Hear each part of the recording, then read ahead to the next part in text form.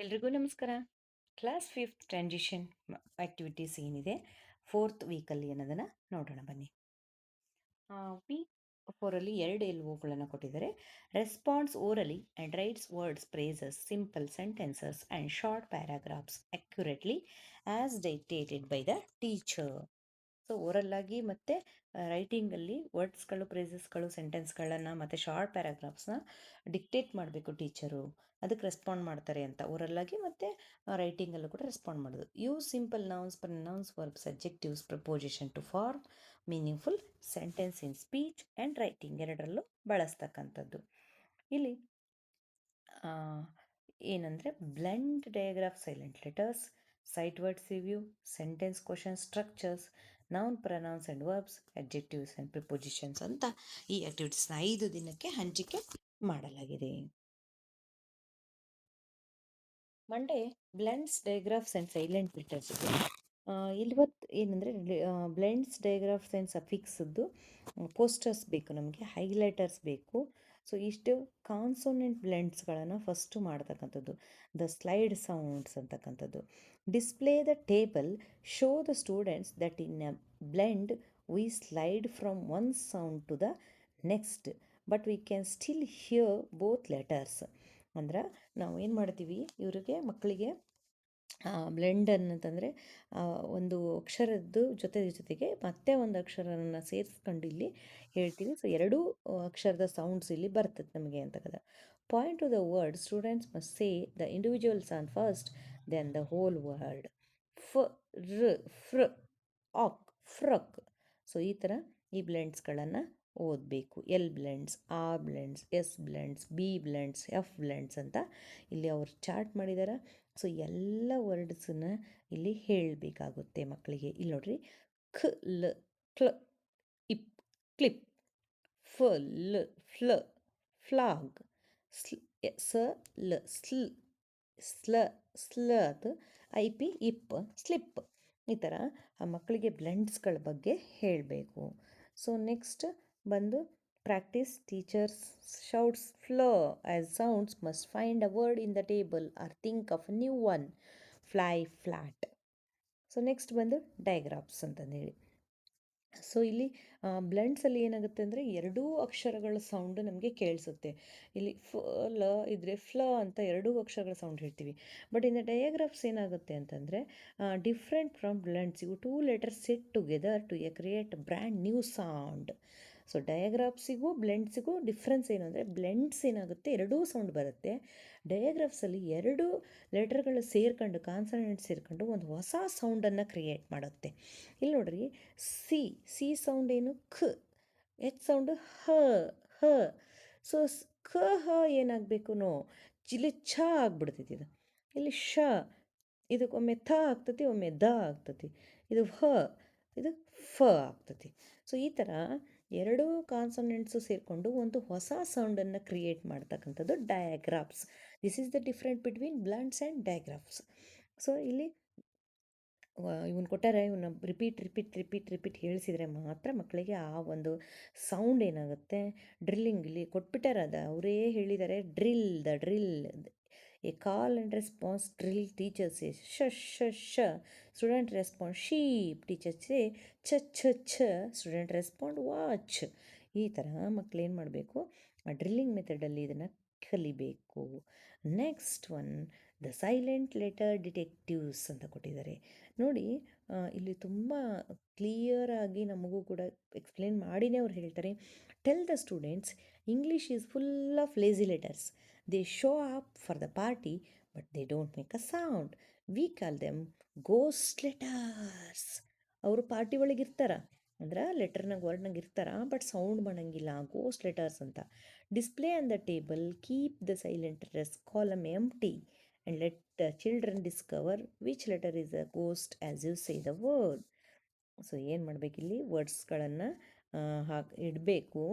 ಅವ್ರಿಗೆ ಇದರಲ್ಲಿ ಯಾವುದು ಗೋಸ್ಟ್ ಲೆಟರ್ ಅನ್ನೋದನ್ನು ಹೇಳಬೇಕು ಅಂತ ಹೇಳಬೇಕು. ಅವಾಗ ಅವರು ಆ ಸೌಂಡ್ ಕೇಳಿಸಲ್ಲ ಅವ್ರಿಗೆ, ಅವಾಗ ಗೊತ್ತಿಡ್ತಾರೆ ವರ್ಡ್ಸ್ನ ಹೇಳಿದಾಗ. ಸೊ ಇಲ್ಲೊಂದು ಟೀಚಿಂಗ್ ಐಡಿಯಾ ಕೂಡ ಕೊಟ್ಟಿದ್ದಾರೆ. Right K N E on the board, as the students say the word. As they say knee, they must tap the board for every sound they hear. They will realize they only tap twice, but there are four letters. Have the student cross out the K with a ghost symbol, a small circle with two dots for eyes. ಅಂದರೆ ಒಂದು circle ಈ ಥರ ಒಂದು ಗೋಸ್ಟಾಗಿ ಅದನ್ನು ಏನೆಂದರೆ ಈ K N ಓಕೆನಾ ಇಲ್ಲಿ ನೀ ನ ಈ ನೀ ಸೊ ಇವನ್ನಷ್ಟ ಹೇಳಿದೆ. ಸೊ ಇದು ಬರಲಿಲ್ಲ. So this is the ghost ಅಂತ ಹೇಳಬೇಕು. ನೆಕ್ಸ್ಟ್ ಒಂದು ಇಲ್ಲಿ ಇನ್ನೂ ಒಂದು ಕೊಟ್ಟಾರೆ, ಬೆಸ್ಟ್ ವೇ ಟು ಟೀಚ್ ಅಂತ. ಹ್ಯಾವ್ ದ ಸ್ಟೂಡೆಂಟ್ ಅದು ಒಂದ could would should lead the class in a clap stomp rhythm. Clap ಖ ಅ ಕ್ಲಾಪ್ ಸ್ಟಾಂಪ್ ಸ್ಟಾಂಪ್ ಡ್. We stomp on L and D because they are heavy, quite ending ಅಂತ. So ಇಲ್ಲಿ ಯಾವುದು ವರ್ಡನ್ನು spell ಮಾಡ್ತೀವಿ ಅದಕ್ಕೆ ಮಾತ್ರ ಅಂದರೆ ಹೇಳ್ತೀವಿ, ಅದಕ್ಕೆ ಮಾತ್ರ ಏನು ಮಾಡಬೇಕು, ಕ್ಲ್ಯಾಪ್ ಮಾಡಬೇಕು, ಉಳಿದಿದ್ದಕ್ಕೆ ಸ್ಟಾಂಪ್ ಮಾಡೋದು ಅಂತ ಹೇಳ್ತೀವಿ.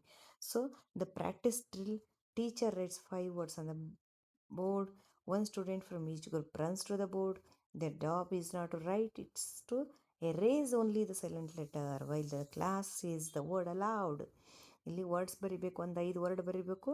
ನಾವು ಮಕ್ಕಳು ಬರಬೇಕು, ಬಂದು ಏನು ಮಾಡಬೇಕು, ಎರೇಸ್ ಮಾಡ್ತಕ್ಕಂಥದ್ದು. ಯಾವುದು ಸೈಲೆಂಟ್ ಇದೆ ಅದರಲ್ಲಿ ಅದನ್ನ ಹೇಳಿದಾಗ ವಾಕ್ ಅಂತ ಹೇಳಿದ್ವಿ ಅಲ್ವಾ.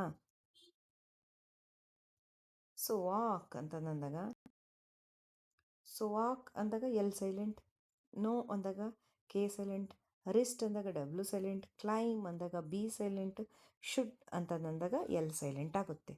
ಸೊ ಆ ಲೆಟರ್ಸ್ನ ಏನು ಮಾಡಬೇಕು ಮಕ್ಕಳು, ಟೀಚರ್ ರಿಫ್ಲೆಕ್ಷನ್ ಅಂತ ಕೊಟ್ಟಿದ್ದಾರೆ ಇಲ್ಲಿ. Are students still chopping sounds?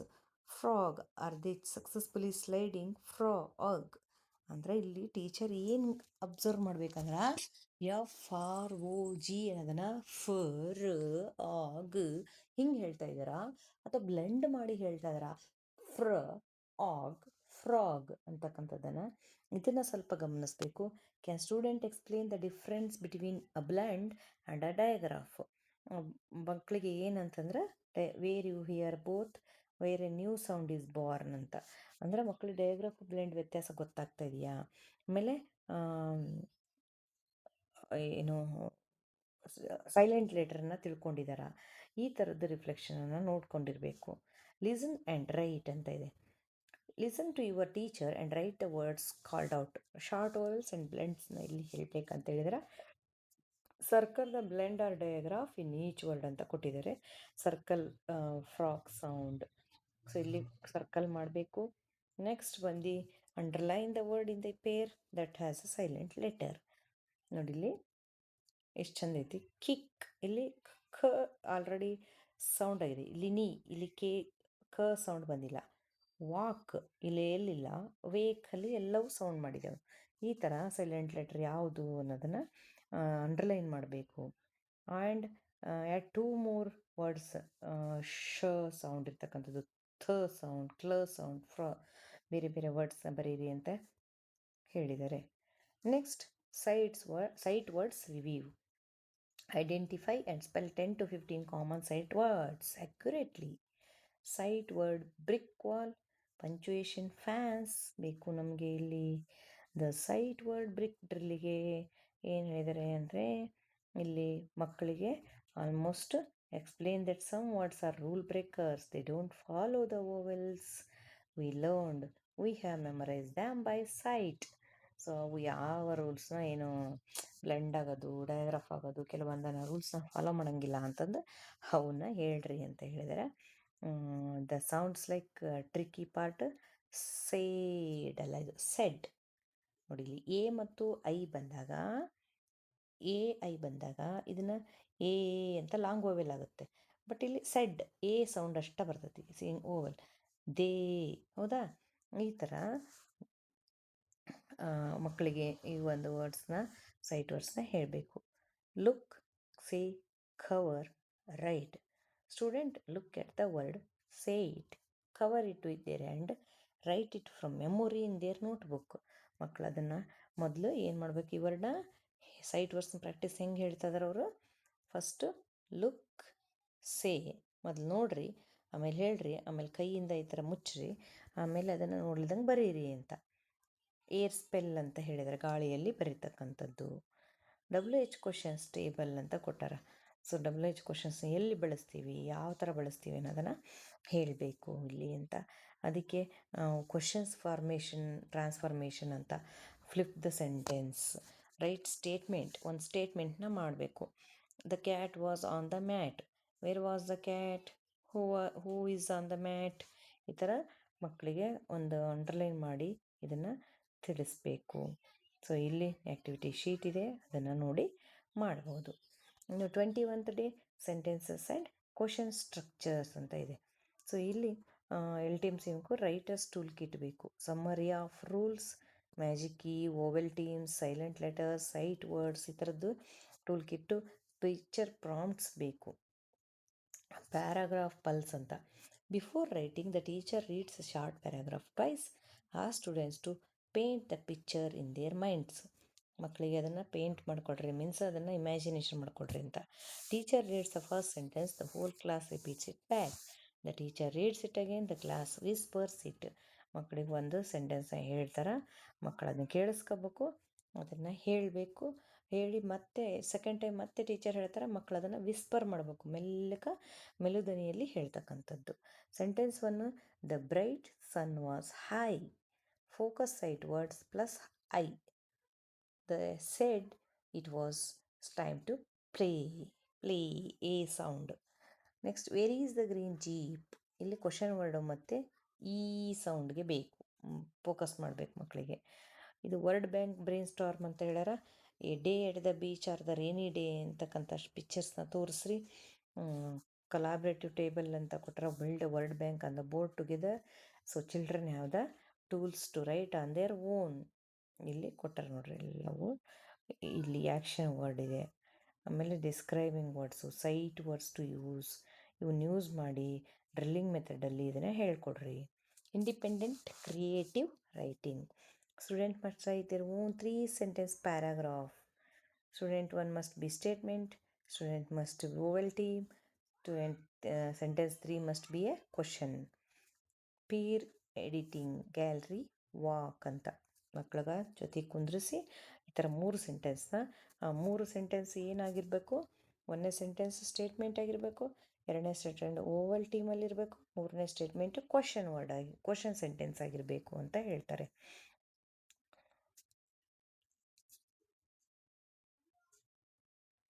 So ಅದರದ್ದು ವರ್ಕ್ಶೀಟ್ ಕೂಡ ಕೊಟ್ಟಿದ್ದಾರೆ, ಆ ವರ್ಕ್ಶೀಟ್ನ ನೋಡಿ ಆ್ಯಕ್ಟಿವಿಟೀಸ್ನ ಮಾಡ್ತಕ್ಕಂಥದ್ದು.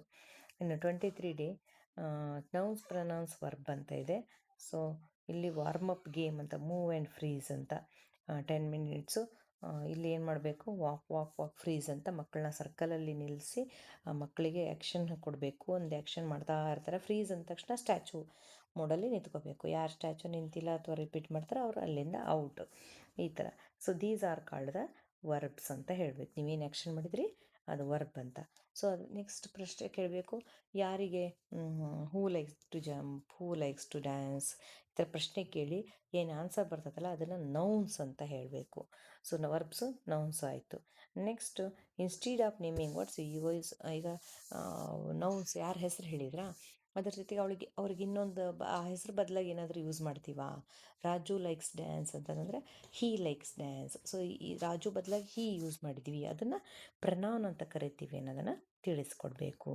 ಸೊ ಪಿಕ್ಚರ್ ಆ್ಯಕ್ಟಿವಿಟೀಸ್ನ ಮಾಡಿಸಿ ಒಂದು ಪಿಕ್ಚರ್ ತೋರಿಸಿ, ಆ ಪಿಕ್ಚರಲ್ಲಿರ್ತಕ್ಕಂತಹ ಏನು ನೌನ್ಸ್ಗಳನ್ನು, ಅಂದರೆ ಏನು ಪೀಪಲ್ ಏನಿದಾರ ಅವ್ರು ಏನು ಮಾಡ್ತಿದಾರೆ ಅದು ವರ್ಬ್ಸು, ಅವರು ಆ ಒಂದು ವರ್ಬ್ ನೌನ್ ಬದಲಾಗಿ ಏನು ಯೂಸ್ ಮಾಡ್ತೀವಿ ವರ್ಡ್ ಬೇರೆದನ್ನ, ಸೊ ಅದು ಪ್ರನೌನ್ ಅಂತಂದು ಈ ರೀತಿ ಮಾಡಿಸ್ಬೇಕು. ನೆಕ್ಸ್ಟ್ ಸ್ಟೆಪ್ 3ನಲ್ಲಿ ಏನು ಮಾಡಬೇಕು, ಒಂದು ಸೆಂಟೆನ್ಸ್ ಕೊಡಬೇಕು. ಆ ಸೆಂಟೆನ್ಸಲ್ಲಿ ಏನಿರಬೇಕು, ನೌನ್ ಇರಬೇಕು. ನೆಕ್ಸ್ಟ್ ಅದೇ ಸೆಂಟೆನ್ಸ್ನ ಮತ್ತೆ ಬರೀಬೇಕು, ಆದರೆ ನೌನ್ ಬದಲಾಗಿ ಒಂದು ಪ್ರನೌನ್ನ ಯೂಸ್ ಮಾಡಿ ಬರೀತಕ್ಕಂಥದ್ದು. ಇಲ್ಲಿ ಅವ್ರು ಎಕ್ಸಾಂಪಲ್ಲಿಗೆ 3 ಕೊಟ್ಟಾರ, ನಾವು ಇದನ್ನು ಒಂದು 10-15 ಮಾಡಿಸಿದ್ರೆ ಮಾತ್ರ ಮಕ್ಕಳಿಗೆ ಗೊತ್ತಾಗುತ್ತದೆ. ಇನ್ನು ಆ್ಯಕ್ಷನ್ ಗೇಮ್ ಅಂತ. So jump, dance, read, walk, dance ಅಂತ ಹೇಳಿ ಅವಾಗ ಅವ್ರು ಮಾಡ್ಬೇಕಾರೆ he jumps, they dance, the girl reads ಅಂತ ವರ್ಡ್ಸ್ ಮಕ್ಕಳು ಯೂಸ್ ಮಾಡಬೇಕು. ಸೊ ಇಷ್ಟು ಒಂದು ವೀಕ್ ಫೋರಲ್ಲಿರ್ತಕ್ಕಂಥದ್ದು. ಸೊ ಆ್ಯಕ್ಟಿವಿಟಿ ಶೀಟ್ ಕೂಡ ಕೊಟ್ಟಿದ್ದಾರೆ. ಅಲ್ಲೂ ಅದನ್ನು ಮಾಡಿದರೆ ಏನಾಗ್ತತಿ, ಮಕ್ಕಳಿಗೆ ತುಂಬ ಚೆನ್ನಾಗಿ ಆ ಒಂದು ನೆನಪು ಉಳಿತೈತಿ ಮಾಡಿರ್ತಕ್ಕಂಥದ್ದು. ಇನ್ನು last day simple adjectives and ಪ್ರಿಪೋಸಿಷನ್ಸ್ನ ಹೇಳಬೇಕು ಅಂತ ಹೇಳಿದಾರೆ. ಒಂದು ಪಿಕ್ಚರನ್ನು ತೋರಿಸ್ರಿ, ಪಿಕ್ಚರನ್ನು ತೋರಿಸಿ ಅಲ್ಲಿ ಆ picture talk. Show classroom objects. What colour is the ball? How is the pencil? Is the bag heavy or light? ಈ ಥರ ಕೊಡ್ರಿ ಅಂತ ಹೇಳ್ಯಾರ. ಸೊ ಇವು ಅದನ್ನೇನು ಡಿಸ್ಕ್ರೈಬ್ ಮಾಡಿದ್ರಲ್ಲ, how is the ball? Red ball. Red ಅನ್ನೋದು ಏನು objective. Long pencil, heavy bag, beautiful flower, ಅದ್ರ ಬಗ್ಗೆ ಹೇಳಿದ್ರಲ್ಲ ಅದೇ ಅಬ್ಜೆಕ್ಟಿವ್ ಅನ್ನೋದನ್ನು ಹೇಳಬೇಕು. ಸೊ ಅದೇ ಥರ ಮಕ್ಕಳನ್ನು ಯೂಸ್ ಮಾಡಿಕೊಂಡು tall boy, happy girl, small cat, green tree, ಈ ಥರ ಒಂದೊಂದು ಥಿಂಗ್ಸ್ಗಳಿಗೆ ಮಕ್ಕಳು ಅಬ್ಜೆಕ್ಟಿವ್ನ ಸೇರಿಸ್ತಕ್ಕಂಥದ್ದನ್ನು ಹೇಳಬೇಕು. ಇನ್ನು ನೆಕ್ಸ್ಟ್ ಪ್ರಿಪೋಸಿಷನ್. ಸೊ ಒಂದು ಪ್ಲೇಸ್, ಒಂದು ಥಿಂಗ್ ಯಾವ ಪ್ಲೇಸಲ್ಲಿದೆ ಅಬ್ಜೆಕ್ಟ್ ಅನ್ನೋದನ್ನು ಹೇಳೋದನ್ನೇ ಪ್ರಿಪೋಸಿಷನ್ ಅಂತೀವಿ. So where is the bag, where is the ball, where is the pencil, ಈ ಥರ ಪ್ರತಿಯೊಂದನ್ನು ಕೇಳಬೇಕು. ನೆಕ್ಸ್ಟು ಗೇಮ್ ಆಡಿಸೋದಂತ ಹೇಳಿದ್ದಾರೆ, ಫೈಂಡ್ ದ ಪೊಸಿಷನ್ ಗೇಮ್ ಅಂತ. ಒಂದು ಅಬ್ಜೆಕ್ಟ್ನ ಹೈಡ್ ಮಾಡಿ ಮಕ್ಕಳಿಗೆ ಕ್ವಶನ್ ಕೇಳ್ತಕ್ಕಂಥದ್ದು, ಅವ್ರ ಆನ್ಸರ್ ಹೇಳಬೇಕು. ಸೊ ಆ ಪ್ಲೇಸ್ನ ನೋಡಿ ಆನ್ಸರ್ ಹೇಳೋದ್ರಿಂದ ಅವರ ಆ ಒಂದು ಪ್ರಿಪೋಸಿಷನ್ನ ಈಸಿಯಾಗಿ ಕಲಿತಾರೆ. ನೆಕ್ಸ್ಟ್ ಬಂದು ಅದನ್ನೇ ಸೆಂಟೆನ್ಸಲ್ಲಿ ಹೇಳೋದೀಗ. ಸೊ ಸೆಂಟೆನ್ಸಲ್ಲಿ ಹೇಗೆ ಹೇಳೋದು? The red ball is under the chair, the happy child near the tree, the small cat is in the basket.